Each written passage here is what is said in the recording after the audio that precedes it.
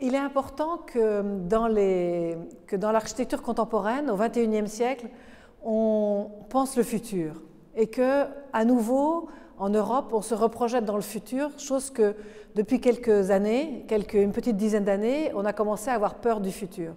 Mais pour pouvoir se projeter dans le futur, il faut aussi parfois renouer avec son histoire. Moi, je pense que l'histoire est simplement une nourriture. Et cette nourriture pour fabriquer le futur au XXIe siècle. La nourriture de l'idée du projet, c'est souvent des métaphores. Donc prendre l'idée du feu comme métaphore n'est pas un problème pour moi. Et parce que c'est toujours, faire un projet, quel qu'il soit, c'est raconter une histoire. Et cette histoire, c'est nous qui nous la racontons d'abord. Et ça fabrique tout d'un coup, tout de suite, les idées qui s'enchaînent et qui deviennent le projet.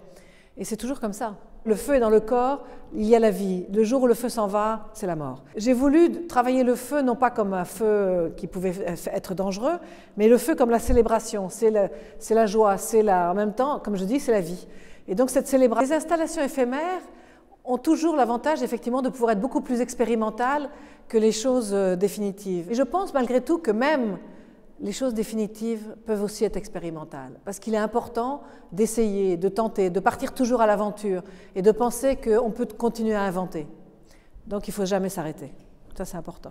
Le mouvement pour moi, c'est la vie, inévitablement. Et en plus, c'est non seulement la vie, mais c'est aussi le monde dans lequel nous sommes. La société dans laquelle nous sommes aujourd'hui est de plus en plus en mouvement. On n'est plus jamais statique, on est en déplacement, on est connecté au monde, on est en permanence quelque part et ailleurs en même temps. Et nous sommes complètement à répondre à ça et à trouver des réponses qui sont que des moments et qui ne sont jamais des réponses pour la vie.